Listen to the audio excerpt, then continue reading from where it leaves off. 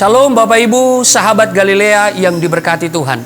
Saudara, perkara Allah yang besar dapat terjadi dalam kehidupan kita apabila kita senantiasa melangkah dengan iman.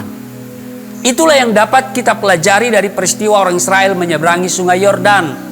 Kalau kita baca dalam Yosua pasalnya yang ketiga ayat 1 sampai dengan ayatnya yang ke-15. Perhatikan apa yang diperintahkan Allah melalui Yosua tentang cara bangsa Israel menyeberangi sungai Yordan.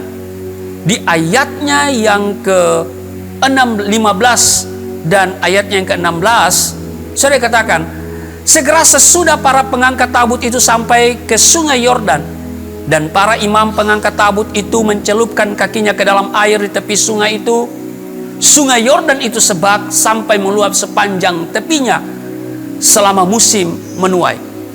Maka berhentilah air itu mengalir. Saudara, ini menarik. Cara ini berbeda dengan ketika Israel menyeberangi Laut Teberau pada zaman Musa.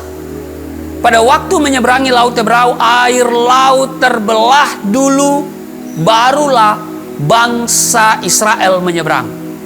Di Yordan, kaki para imam pengangkat tabut itu harus masuk dulu ke dalam air sungai Yordan itu, barulah sungai menjadi kering. Saudara, coba bayangkan bagaimana jadinya jika orang-orang yang berjalan di depan bangsa itu mengharapkan pola Teberau di mana Allah bekerja seperti di Teberau. Apa yang terjadi bila para imam itu menunggu sampai sungai kering dulu, baru mereka melangkahkan kaki untuk menyeberang? Tidak akan terjadi apa-apa. Para pengangkat tabut itu harus melangkah ke dalam air dulu, lalu sungai itu tersebak. Mereka harus melangkah dengan iman, lalu mujizat Allah itu terjadi dan menjadi nyata. Saudara, Alkitab mendefinisikan iman adalah dasar dari segala sesuatu yang kita harapkan dan bukti dari segala sesuatu yang tidak kita lihat. Ibrani pasal 11 ayat 1. Umat Israel telah mendengar dari Yosua apa yang Allah akan lakukan bagi mereka itu. Dan mereka percaya pada perkataan Allah itu bahwa hal itu akan terjadi. Maka mereka melangkah dengan iman dan hasilnya, wow, mujizat Allah benar-benar terjadi.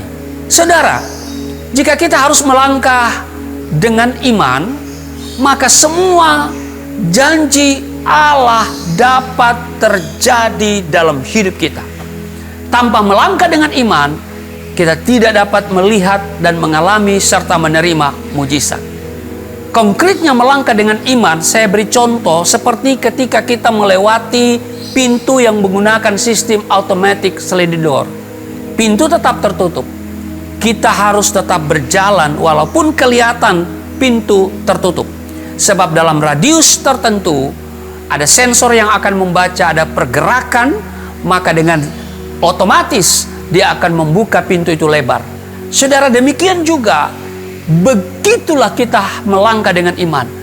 Kita melangkah dengan iman bukan spekulasi, bukan nekat, tetapi kita percaya pada firman Tuhan dan janji Tuhan. Saudara, air deras sungai Yordan surut hanya setelah para pemimpin melangkah ke dalam air yang deras itu dengan taat dan iman. Ketaatan membuka kuasa Allah. Allah menanti Anda untuk bertindak terlebih dahulu. Jangan menunggu untuk merasa kuat dan yakin. Segeralah bergerak, segeralah bertindak, sekalipun dalam kelemahan. Lakukan hal yang benar, sekalipun ada ketakutan dan berbagai perasaan dalam diri saudara dan saya. Sebab perkara Allah yang besar dapat terjadi dalam kehidupan saudara dan saya apabila kita senantiasa melangkah dengan iman. Tuhan Yesus memberkati.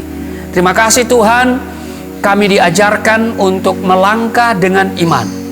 Pada saat kami berani melangkah dengan iman, maka setiap langkah kami menghasilkan mujizat. Kami tidak akan pernah takut melangkah jika kami bersama Tuhan. Maka Tuhan memberikan kami kemenangan.